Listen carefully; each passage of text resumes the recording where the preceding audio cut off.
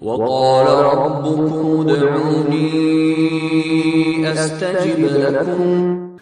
Baik, kita akan masuk teman-teman sekalian ke bahasan kita pada kesempatan ini. Semoga Allah berkahi bab ke-35, bab ke-35, bab hak suami atas istri. Imam Nawawi rahimahullah mengangkat dalil pertama adalah surah An-Nisa ayat 34. A'udzubillahi minasyaitonir rajim. Ar-rijalu qawwamuna 'alan nisa'i bima faddala Allahu ba'dahum 'ala ba'din wa bima anfaqu min amwalihim. Fas-salihatu qanitatun hafizatun lil ghaibi bima hafizallah. Al-ayah yang artinya kaum laki-laki adalah pemimpin bagi kaum wanita. Ada footnote nomor 287 di situ, yakni mereka memimpin istri mereka seperti para pemimpin memimpin rakyatnya. Nah, jadi bagaimana pemimpin negara memimpin rakyatnya, maka begitulah juga suami memimpin istrinya. Oleh karena itu, Allah itu disebabkan kenapa laki-laki jadi pemimpin terhadap wanita, karena Allah telah melebihkan laki-laki, sebagian mereka maksudnya laki-laki, atas sebagian yang lain maksudnya wanita, dan karena mereka laki-laki telah menafkahkan sebagian dari harta mereka itu. Maksudnya laki-laki wajib memberikan nafkah setelah menikah dengan seorang wanita, walaupun wanita itu tidak dikenal sebelumnya. Gitu kan? Dia wajib membiayai, memenuhi kebutuhannya, makannya, minumnya, pakaiannya, segala macam, sebagaimana sudah kita singgung di bab sebelumnya ya, yang merupakan masuk dalam hak istri. Makanan, minuman, pakaian, dan seterusnya. Lalu di sini yang dimaksud dengan Allah subhanahu wa ta'ala mengatakan Allah berikan sebagian lagi, maksudnya karena Allah subhanahu wa ta'ala menciptakan laki-laki dan perempuan, maka Allah pilih salah satunya. Allah angkat laki-laki menjadi pemimpin, makanya Allah juga berikan perangkat-perangkat, ya, seperti misalnya karakteristik yang dominan akal, ya, tidak tergesa-gesa dalam mengambil keputusan, dan segala macam itu ada pada laki-laki, karena memang mereka disiapkan untuk menjadi pemimpin. Seperti wanita dengan kelembutannya, ya, dengan manjanya dan segala macam, ini memang untuk dipimpin. Dan juga Allah subhanahu wa ta'ala telah melebihkan dia sebagai pemimpin karena dia diwajibkan untuk memberikan nafkah. Dan saya sudah singgung kemarin teman-teman sekalian di pertemuan sebelumnya, bagaimana laki-laki itu merasa ada Allah tanamkan dalam jiwa kami sebagai laki-laki, walaupun kami bekerja luar biasa setengah mati, bekerja banting tulang, yang mencari nafkah, dan ternyata pada saat akhir bulan kita memberikan gaji atau memenuhi kebutuhan istri dan anak-anak, kita melihat mereka makan, mereka minum, mereka berpakaian, mereka senang di rumah, itu sudah cukup untuk menjadi motivasi atau motivator yang sangat besar untuk bisa kita lanjutkan lagi mencari nafkah, walaupun sudah tua, tetap kita berusaha membiayai mereka. Ya, dan ini sangat berbeda dengan karakter wanita. Wanita justru ya tidak semudah itu untuk bisa memberikan, untuk mengeluarkan. Ya, tapi mereka malah lebih cenderung untuk menyimpan, menabung uang. Ya, karena ketakutan-ketakutannya mereka sendiri kadang-kadang dalam jiwa ya yang ada. Dan ini karakter yang ada, harusnya memang bisa diatur dengan syariat Allah subhanahu wa ta'ala. Kata Allah subhanahu wa ta'ala, kita belum masuk, kata Allah subhanahu wa ta'ala, sebab itu, masih lanjutan ayat An-Nisa 34 ya, maka wanita yang salihah, nah di sini Allah sebutkan cirinya. Ya, ini berhubungan sekali dengan hadis 285 tadi, yang akhir hadis yang kita bahas pada bab sebelumnya ya. Sebab itu wanita yang salihnya ialah yang taat kepada Allah lagi memelihara dirinya ketika suaminya tidak ada. Oleh karena Allah telah memelihara mereka. Ya. Jadi di sini wanita saleh adalah yang taat kepada Allah. Allah menyuruh suami menjadi pemimpin, ya sudah kau terima itu. Apapun keputusan Allah subhanahu wa ta'ala, terima. Sebagai keputusan sang pencipta Allah, maka di situ dia ada cap label kesolehan. Ya. Dan juga karena Allah telah memelihara mereka. Maknanya telah memelihara ada footnote nomor 289. Yaitu wanita yang taat kepada Allah. Maaf, saya baca di sini footnote-nya. Allah telah memelihara mereka, yakni karena penjagaan Allah terhadap mereka dengan memerintahkan dan mendorong mereka untuk menjaga diri ketika suami tidak ada di rumah. Dan makna daripada Allah menjaga mereka sebagaimana ya, mereka harusnya menjaga hal-hal gaib. Jadi kalau suami tidak ada, tidak boleh selingkuh, tidak boleh sengaja berhubungan dengan lawan jenis lah ya. Menjaga amanah, menjaga kehormatan dirinya, makin dia tutup diri di rumah. Ya, karena Allah telah menjaga mereka. Kenapa dijaga? Karena sebelum menikah Allah wajibkan ayahnya atau walinya membiayai penuh, memenuhi semua kebutuhannya. Setelah menikah, suaminya diwajibkan untuk membiayai. Jadi Allah sudah jaga kebutuhannya wanita sebenarnya. Aman dari pertama dia lahir sampai dia meninggal dunia. Dengan izin Allah subhanahu wa ta'ala. Kalau dia juga tidak menikah tetap akan ditanggung oleh walinya, oleh ayahnya, ayah meninggal, pamannya, saudaranya, semua punya kewajiban untuk membiayai si wanita tersebut. Saksi bahasan kita adalah potongan pertama daripada ayat ini, ar-rijalu qawwamuna 'alan nisa. Ya, laki-laki pemimpin para wanita. Dan ini poin penting yang harus difahami tentang hak suami terhadap istri. Kita akan masuk ke hadis yang pertama. 286 ditulis di situ. Beliau mengatakan, adapun hadis-hadisnya maka di antara hadisnya adalah Amr bin Al-Ahwas yang telah disebutkan pada bab sebelumnya. Amr bin Al-Ahwas itu ya di nomor 281. Kalau teman-teman pegang bukunya di halaman 263, itu yang dimaksud dengan hadis Amr bin Al-Ahwas Al-Jushami yang berbunyi, kata Nabi SAW, ala wastausu bin nisa'i khaira, maka saling mewasiatkan, saling mengingatkan dan mewasiatkan yang baik, berbuat baik untuk para wanita. Fa innahunna awanin indakum, karena mereka adalah tawanan di sisi kalian. Laisa tamlikuna minhunna syai'an ghaira dzalika illa an yatina bi fahishatin mubayyinah. Dan kalian ya, tidak memiliki hal yang lain kecuali itu, maksudnya kalian sudah menguasai mereka, maka harus berikan haknya. Fa in fa'alna fahjuruhunna fil madaji'. Kalau mereka sampai melanggar hukum agama, baru kalian boleh memboikot mereka di ranjang. Wadribuhunna darban ghaira mubarrahin. Dan kalau mereka tetap tidak mau dengar, baru kalian pukul tanpa berbekas. Fa in ata'nakum fala tabu 'alaihinna sabila. Dan kalau kalian atau mereka telah mentaati kalian mau berubah, maka janganlah kalian sengaja mencari-cari kesalahannya. Ala innalakum ala nisaikum haqqa. Sungguhnya kalian memiliki hak dari istri-istri kalian. Wa li nisaikum alaikum haqqa. Dan istri kalian juga punya hak dari kalian. Fahaqqukum alaihinna alla yuti'na furushakum atau furushakum man takrahun. Hak kalian adalah mereka tidak boleh memasukkan ke kamar tidur kalian atau di atas ranjang kalian yang kalian tidak sukai. Wala ya'dhanna fi buyutikum liman takrahun. Dan mereka tidak boleh memasukkan siapapun ke dalam rumah yang kalian tidak sukai. Ala wa haqquhunna 'alaikum an tuhsinu ilayhinna fi kiswatihinna wa ta'amihin. Dan ketahuilah hak mereka dari kalian adalah kalian memperbaiki dan memberikan yang terbaik dari pakaian dan juga dari makanan dan minuman mereka. Jadi di sini Imam Nawawi rahimahullah memberikan isyarat hadis nomor 286 adalah kembali kepada hadis yang 281. Seakan-akan beliau mengatakan hadis itu yang saya ingin sebutkan di bab ini yang pertama. Jadi beliau tidak sebutkan lagi lafadznya di halaman 266, tapi beliau mengingatkan untuk kembali ke halaman 263. Dan saya tidak kembali lagi mensyarah hadis itu karena sudah kita panjang lebar jelaskan syarahnya. Kita akan masuk ke hadis kedua yaitu 287 yang berbunyi dari Abu Hurairah radhiyallahu anhu. Beliau berkata bahwa Rasulullah sallallahu alaihi wasallam bersabda, "Idza da'a ar-rajulu imra'atahu ila firashihi falam ta'tihi fabata ghadbana 'alayha, la'anatha al-mala'ikatu hatta tusbih." Apabila seorang suami mengajak istrinya ke tempat tidur, ada footnote nomor 290 di bawah, kata beliau kiasan untuk berhubungan suami istri. Dan ini adalah salah satu di antara adab Islam yang bagus. Jadi tidak langsung membahasakan ya secara vulgar tapi dengan kiasan. Apabila seorang suami mengajak istrinya ke tempat tidur, maksudnya untuk biologis, kemudian istrinya menolaknya sehingga pada malam itu suami marah terhadapnya, maka para malaikat melaknatnya hingga pagi hari. Hadis ini diriwayatkan oleh Bukhari dan Muslim.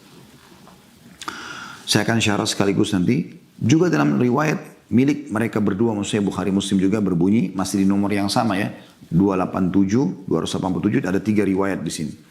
Riwayat yang kedua adalah sabda Nabi SAW, "Idza batatil mar'atu hajiratan firasha zawjiha, la'anatha al-malaikatu hatta tusbih." Apabila seorang istri meninggalkan tempat tidur suaminya, maka para malaikat melaknatnya hingga pagi hari. Dan ada riwayat yang lain ya, yang berbunyi sabda Nabi SAW, "Walladhi nafsi biyadi, ma min rajulin yad'u imra'atahu ila firashi fata'ba alaihi illa kana alladhi fis sama'i sakhitan 'alaiha hatta yarda 'anha." Demi zat yang jiwaku ada di tangannya, maksudnya demi Allah, tidak ada seorang suami pun yang mengajak istrinya ke tempat tidurnya, kemudian sang istri menolaknya, melainkan zat yang ada di langit, maksudnya Allah, murka terhadapnya sampai suaminya ridho kepadanya. Di sini ada putaran nomor 291 di bawah, bagian pegang bukunya, yakni Allah tabaraka wa ta'ala murka kepadanya sampai suaminya ridho kepadanya. Hadis ini merupakan salah satu dalil dari puluhan dalil yang menunjukkan bahwa Allah ta'ala berada di langit. Maksudnya ketinggian mutlak di atas arsh dan di atas seluruh makhluknya. Hari-hari ini teman-teman sekalian mulia sekali. Ya.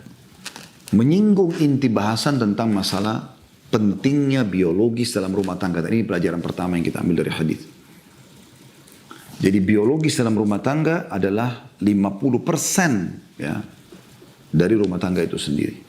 Kapan biologis itu bagus, bisa ditata dengan rapi, bisa menyenangkan pasangan, bisa memenuhi kebutuhan pasangan, maka dipastikan dengan izin Allah SWT rumah tangga itu akan langgeng dan bagus. Kapan biologis ini rusak, salah satunya kecewa, apalagi di suami di sini dalam posisi memang dia akan interaksi dengan alam luar, banyak godaan-godaan di luar, maka akan rusaklah semuanya. Ya, jadi bagi anda yang masih punya permasalahan dalam rumah tangga, mulai perbaikin dari sini. Poin ini, kalau anda sudah jalankan sesuai dengan syariat ya, misalnya memang anda nikah sesuai dengan syar'i ya, anda mungkin yakin sebelum menikah tidak buat dosa, sekarang sudah bagus-bagus saja anda berjalan. Terus ada masalah terus terjadi, coba perbaikin dari masalah ini. Perbaikin dari masalah ini. Karena kapan biologis itu umumnya terjadi, akan menyenangkan jiwa. Mungkin juga ada penelitian secara medis, saya tidak bahas dalam masalah, saya bahas secara agama. Ini ada pahalanya. Ya, kalau secara spiritual ya. Secara medis pun, orang kalau klimaks dan segala macam itu ada hormon-hormon tertentu mungkin yang membantu dia lebih rileks dan seterusnya ya. Tapi kalau secara agama kita bicara, ini bidang saya bukan di secara medis, saya mohon maaf kalau ada yang keliru di situ ya. Tapi di bidang agama adalah sabda Nabi SAW, fi bidi ahadikum sadaqah. Di kemaluan kalian ada sedekah, ada pahala besar. Maka para sahabat penasaran lalu bertanya, ayati ahaduna ahlahu walahu fi ajr. Wahai utusan Allah, apakah seseorang di antara kami menggauli istrinya? Orang semua faham biologis nikmat, ada kenikmatan yang dia rasakan gitu. Lalu dapat pahala lagi? Kata Nabi SAW, ara'aitum law wada'tumu fil haram alakumul wizr. Tidakkah kalian lihat kalau kalian letakkan pada yang haram kalian dapat dosa? Maksudnya zina. Maka para sahabat terdiam, tentu sudah faham, oh iya pasti dapat dosa, dan zina dosanya besar. Salah satu dari 7 dosa yang membinasakan adalah zina. Lalu kemudian kata Nabi SAW, wa kadzalika fil halal. Begitu juga kalau kalian letakkan pada yang halal dapat pahala. Abdullah bin Umar radhiyallahu anhu menjadikan salah satu paket buka puasanya beliau, selepas azan beliau makan kurma sama minum air putih, beliau sholat maghrib, pulang biologis. Beliau berbuka puasa setelah sholat langsung itu dengan biologis. Karena tahunya bahwasanya ada pahalanya. Ya. Oleh karena itu perlu kita ketahui dalam Islam kepedulian tentang masalah ini penting dan besar sekali. Tidak sedikit di antara ulama yang telah banyak menulis tentang masalah ini. Cuma sayangnya banyak di antara kita justru belajar dari hal-hal yang diharamkan dalam agama. Semoga Allah maafkan yang lalu-lalu. Tapi saya selalu ingatkan teman-teman, tolong jangan belajar dari film porno. Belajarlah dari teori-teori agama gitu kan. Semoga Allah maafkan sekali lagi kalau ada yang pernah melakukannya yang lalu-lalu. Karena tujuan kita belajar seperti ini untuk mengingatkan yang sudah tahu dan juga memberikan informasi untuk orang yang belum tahu. Supaya kita coba menjadi muslim yang baik ke depannya. Ya, tujuan kita belajar untuk itu. Jadi bukan tujuan untuk menyalah-nyalahkan atau menghardik orang. Jadi tidak usah perlu anda merasa bersalah besar kalau anda pernah melakukan hal yang keliru sebelumnya. Yang penting sekarang anda mau berubah atau tidak. Karena Allah Subhanahu Wa Taala menilai apa yang sudah kita lakukan sekarang. Ya, al-amal bil khawatim, amal-amal itu sesuai dengan penutupnya. Gitu kan. Ada orang mungkin berbuat amal ahli surga tapi akhirnya ditutup dengan kekufuran dan murtad misalnya. Masuk neraka lah dia. Ada orang berbuat maksiat tapi akhirnya ditutup dengan amal ahli surga maka bisa masuk surga. Ya. Dan ada beberapa hal yang saya ingin berbagi dalam poin pertama ini. Oleh karena itu, kemaslah sebagus mungkin masalah biologis itu. Yang pertama teman-teman sekalian yang perlu diperhatikan dalam masalah biologis adalah ikhlaskan niat dan niat untuk ibadah. Jadi bukan cuma sekedar pelampiasan biologis. Ya. Jadi anda niatkan itu ibadah. Karena ini betul-betul perintah Allah dan Rasulnya. Untuk menggauli pasangan itu perintah Allah. Dan dimasukkan dalam hak syar'i. Hak istri dari suami, hak suami dari istri adalah memenuhi kebutuhan biologis. Jadi memang ini betul-betul ibadah. Diniatkan untuk ibadah. Orang kalau niat ibadah itu teman-teman sekalian, Ya, kalau Anda misalnya bangun sholat malam, niat mau ibadah, Anda akan tulus dalam berdoa, Anda akan coba siapkan surah-surah dan ayat yang Anda ingin baca, Anda akan coba siapkan pakaian yang paling bagus, seterusnya. Anda sekarang kalau mau haji atau mau umrah misalnya, semoga Allah buka lagi buat kita insya Allah. Ya, haji dan umrah misalnya, kalau Anda betul-betul ikhlas mau ibadah, saya yakin Anda luar biasa persiapannya. Anda akan sangat luar biasa, Anda akan sholat malam, Anda akan berdoa sama Allah supaya dimudahkan. Anda akan sangat bahagia pada saat bisa melihat Ka'bah, Anda menangis. Anda tawaf dalam kondisi merasa puas, plong, menyampaikan semua hajat dengan Allah. Mungkin pada saat sujud menghadap Ka'bah, lagi sholat duha, lagi sholat malam, rasanya nggak mau angkat kepala. Karena keikhlasan itu. Tahu ini adalah ibadah dikerjakan. Jadi bukan cuma sekedar jalan-jalan, oh karena dibiayai oleh keluarga, oh karena mau pamer-pamer sama teman, oh mereka pakai travel itu, saya juga pakai travel ini, oh bersaing. Gak ada manfaatnya. Atau hanya karena, oh di Mekah pernah saya makan tuh restoran ini enak. Restoran itu yang disibuk untuk dicari. Ini semua hal-hal yang harusnya ya dijauhi. Jadi beda. Nah yang pertama Anda lakukan adalah, mulai sekarang Anda kalau biologis, niatkan ini karena ingin ibadah. Jadi kalau Anda ibadah, Anda akan lakukan yang terbaik untuk Allah Subhanahu wa taala. Bayangkan kita sudah dapat kenikmatan seperti sahabat tanya tadi dalam hadis. Kami gauli istri kami dapat pahala lagi. Kata Nabi SAW, iya. Iya. Sebagaimana kalau kalian letakkan pada yang haram, zina. Yang kedua, teman-teman sekalian, jangan lupa doa. Ini tahapan ini sering diluputkan.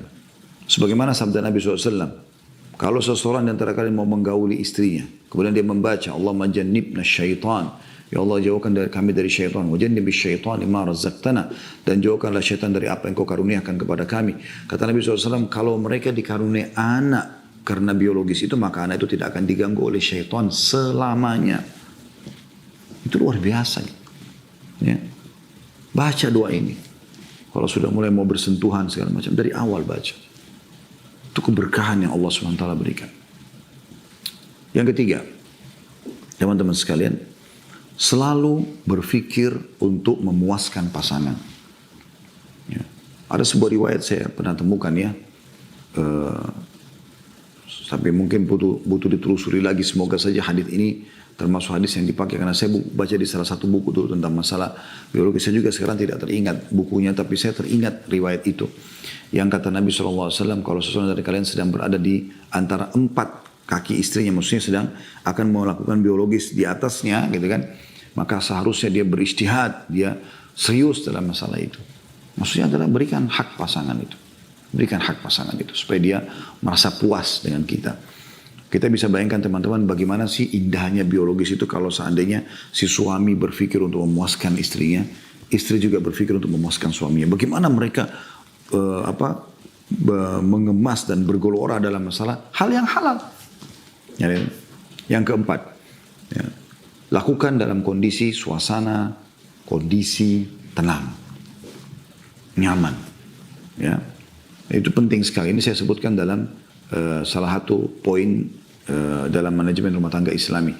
Dan di situ ada salah satu poin juga yang sub bahasanya adalah dalam kiat-kiat rumah tangga adalah mengemas dan mengatur sebagus mungkin masalah biologis tersebut supaya betul-betul ada kenangan indah antara kita sama pasangan yang memang itu akan menjadi sangat bahagia. Ya. Jadi situasi, kondisi ya yang sangat baik gitu.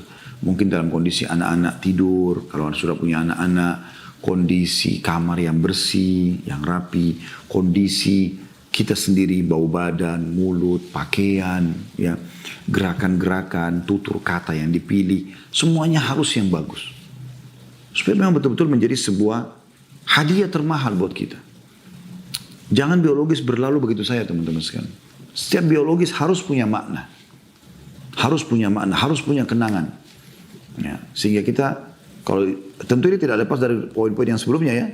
Harus karena ibadah kepada Allah Subhanahu Wa Taala, baca doa, ya kan? Niat untuk memuaskan pasangan, segala macam. Lihat sesuatu dan kondisi.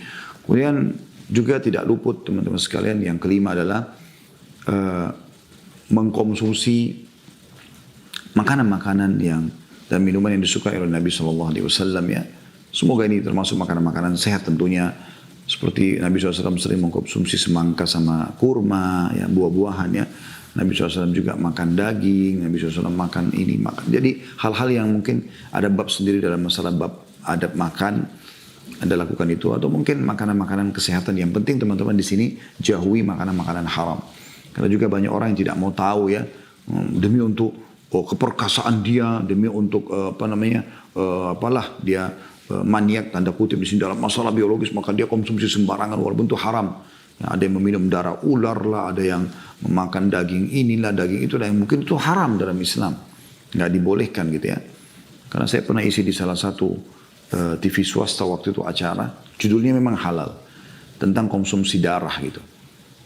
Waktu itu ada seorang dokter yang akan diwawancarai juga tentang masalah darah itu sehat sih kalau dikonsumsi secara medis. Lalu closingnya saya jelaskan secara agama. Ya, ternyata secara medis pun saya ikutin program itu karena saya juga termasuk pematerinya. Ternyata secara medis diteliti oleh, saya lupa juga nama dokter pada saat itu yang sedang tampil ya. Tapi beliau mengatakan, karena tentu kami tidak bersatu di satu tempat. Jadi masing-masing didatangin lokasinya di mana lalu diambil gambarnya gitu ya. Saya lokasi beda, dokternya lokasi beda. Maka dokternya ini saya nonton sendiri, dia mengatakan secara medis ya, kalau darah itu sudah kena udara sedikit aja sudah kontaminasi dengan bakteri, dan itu berbahaya. Kemudian saya pun ditanya secara agama, maka saya katakan itu tidak boleh karena Allah SWT mengharamkan darah, gitu kan. Nah ini kecuali tentu ada hati itu yang kecuali itu ada, tapi darah secara umum tidak boleh. Dan ternyata cuplikannya cukup bagus karena di awal mereka sebelum menampilkan dokternya dan menampilkan saya di closing acara, itu mereka datang ke tempat-tempat yang jual itu di Jakarta Pusat, di mana darah, ternyata ular yang masih hidup ditarik dan dipotong lah, ditumpah langsung darah di gelas, masih segar lalu diminum. Subhanallah. Ya, ini dengan alasan adalah keperkasaan. Ini semua nggak benar, mustahil. Allah dan Rasulnya ya salah tanda kutip di sini dalam masalah menyampaikan. Tidak mungkin. Allah SWT haramkan semua hewan yang bertaring, maka itu pasti ada hikmah. Di antaranya ada kebuasan di hewan-hewan ini. Ya, orang kalau konsumsi itu berbahaya bagi dia. Dagingnya nggak boleh, apalagi darahnya. Ya. Sedangkan sapi saja sama kambing halal dagingnya, nggak haram darahnya. Apalagi dasarnya hewannya sudah haram, tambah darahnya lagi. Nah ini kadang-kadang mereka salah dalam masalah ini. Jadi selalu konsumsi atau konsumsi obat-obatan. Yang penting membuat saya perkasa. Nah, Anda sudah punya madu, Anda punya habbatus sauda, Anda punya hulba. Ya. Saya sarankan teman-teman ikutin. Ada bahasan saya tentang masalah tibbun nabawi ya, yang kita kasih judul kemarin di awal corona ini, corona dan solusinya dalam Islam. Jadi cukup banyak, mungkin ada 30 atau 40 episode sempat kita buat bagaimana dianjurkan dalam Islam untuk mengkonsumsi ini, konsumsi ini, konsumsi ini, itu sangat baik untuk kesehatan kita. Dan itu alhamdulillah kami juga coba terapkan di restoran Ajwad untuk coba makanan ini usahakan bisa kita angkat juga ya, supaya menjadi sebuah tren mungkin di tengah-tengah kaum muslimin atau umumnya orang walaupun bukan muslim, bahwasanya ini adalah makanan sehat karena memang dipandukan oleh Nabi alaihi salatu wassalam. Kemudian juga yang keenam dalam masalah biologis adalah perhatikan hal-hal yang diharamkan dalam agama, jangan sampai Anda sentuh, seperti misalnya biologis dari dubur ya, atau memasukkan kemaluan di kemaluan pada saat laki-laki masukkan kemaluan di istrinya pada lagi haid dan nifas, ini semua dilarang dalam Islam. Ya, Nabi SAW mengatakan siapa yang menggauli istrinya dari dubur atau lagi haid ya, atau mendatangi dukun, dia telah kufur kepada apa yang diturunkan kepada Muhammad SAW. Jadi tidak boleh. Ya, itu kalau ada terbiasa nonton film porno, mereka nggak tahu masalah itu secara, mereka bukan muslim. Kalau Anda tonton itu, Anda akan terbawa-bawa dalam masalah itu. Menganggap itu boleh-boleh saja, padahal ini tidak boleh. Ini dilaknat. Ya. Dalam beberapa riwayat dikatakan dilaknat itu. Dan Allah SWT mengatakan dalam surah Al-Baqarah, ya, surah nomor 2 ayat 222 tentang masalah tidak bolehnya menyentuh wanita yang haid, maksudnya di sini meletakkan kemaluan di kemaluan. Ada sebuah riwayat kata Nabi SAW waktu ditanya ya Rasulullah oleh seorang sahabat, apa yang boleh kami lakukan pada istri kami yang sedang haid? Kata Nabi SAW, lakukan semuanya kecuali bersetubuhan, maksudnya meletakkan kemaluan di kemaluan. Seperti itulah.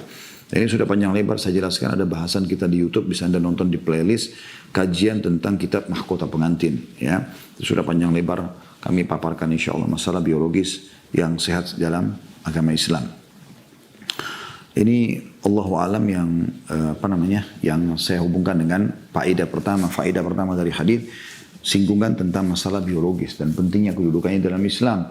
Bagaimana seorang muslim peduli dengan masalah itu. Nah, Di sini bisa diambil apa yang saya sampaikan tadi faedah pertama itu dari umumnya hadis-hadis ini ya. Perhatikan sabda Nabi SAW di riwayat yang pertama, "Idza da'a ar-rajulu imra'atahu ila firashi falam ta'ti fabata ghadbana 'alaiha la'anatha al-malaikatu hatta tusbih."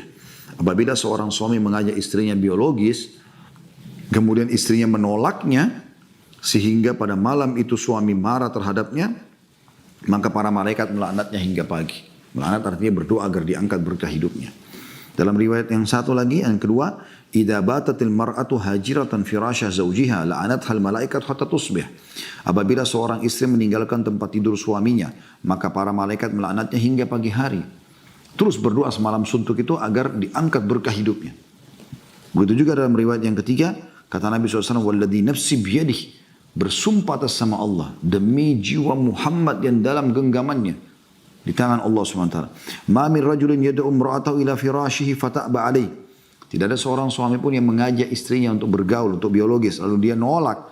"Illa kana alladhi fis sama'i sakhitan alaiha hatta yarda anha." Kecuali zat yang di langit, Allah, pencipta langit dan bumi, marah pada istri tersebut sampai suaminya ridho dengannya. Itu luar biasa. Berarti kan ada pesan penting, yaitu masalah, ya tadi yang poin pertama saya bilang faedah pertama, bagaimana peduli Islam dan kedudukan biologis dalam Islam. Yang sudah panjang lebar kita jelaskan tadi tentunya. Pelajaran yang kedua dari hadis teman-teman sekalian adalah bagaimana pentingnya suami atau istri memahami kebutuhan biologis suaminya. Ya. Kalau tadi kan yang pertama kedudukan biologis dalam Islam dan bagaimana adab-adabnya tadi sudah saya jelaskan. Pentingnya ya pelajaran kedua, seorang istri memahami tentang kebutuhan biologis suaminya. Allah Subhanahu wa taala tidak memerintahkan Nabi Muhammad SAW untuk menyampaikan hadis ini, tidak akan memerintahkan malaikat untuk melaknat si istri tersebut, kecuali memang Allah sebagai pencipta sebenarnya di sini ya sangat sayang kepada istri tersebut, karena Allah sebagai pencipta faham kebutuhan si laki-laki tadi. Sperma itu panas.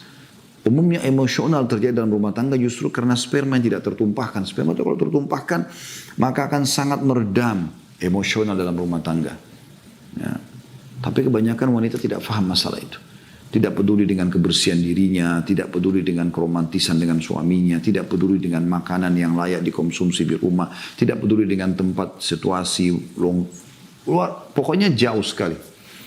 Sehingga akhirnya para suami pun lebih betah di luar rumah, apalagi kalau naudzubillah dia punya uang, dia pergi berzina sana sini, dan ini berbahaya sekali. Oleh karena itu teman-teman sekalian, perlunya seorang istri memahami masalah itu. Anda perempuan masih bisa bersabar.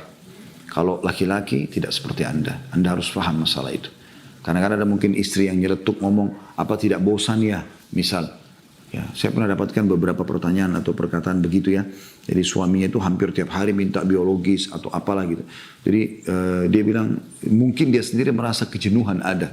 Karena seringnya itu. Sementara suaminya tidak seperti itu. Saya malah balik mengatakan, bukannya ibu bersyukur kepada Allah suami masih butuh sama ibu. Yang jadi masalah itu justru kalau dia tidak pernah menggauli ibu, karena ada juga di sisi lain banyak di antara ummahat kita, semoga Allah mudahkan permasalahan mereka dan Allah kembalikan dengan suaminya. Justru suaminya nggak pernah gauli, dan bukan cuma sekali dua kali, bertahun-tahun tidak digauli. Itu pernah ditanyakan juga di pengajian dan kami pernah jawab itu. Sampai saya mengajak, walaupun alhamdulillah kita tidak interaksi langsung dengan para ummahat kita, ada hijab di masjid di Blok M, ya, terus saya sampaikan. Tapi di tempat mereka ada layar yang mereka bisa lihat. Kalau coba ibu muhasabah, mungkin ibu ada maaf, bau mulut, bau badan, mungkin ada tutur kata yang menyakitkan suami, mungkin maaf, ada sampai pada tingkat mungkin kemaluan, bau kemaluannya segala macam, dan ini pekah memang, tapi harus dibahasakan. Bayangkan sabda Nabi SAW, ini hadis Nabi ya, kata Nabi SAW, kalau makna hadisnya, kalau seseorang dari kalian mau pulang di malam hari dari safar, maka jangan dia pulang sebelum dia sampaikan kepada istrinya. Agar para perempuan di rumah itu sempat menyisir rambutnya dan membersihkan kemaluannya. Ada maknanya mencukur bulu kemaluannya. Kenapa dua ini? Kenapa sisir rambut sama kemaluan jaga kebersihannya? Apa masalahnya? Karena ini dua hal peka sekali. Ya, tidak peduli dengan kebersihan dirinya sendiri. Maka bisa saja orang tidak menyentuhnya. Jadi harus difahami tentang ada kebutuhan itu.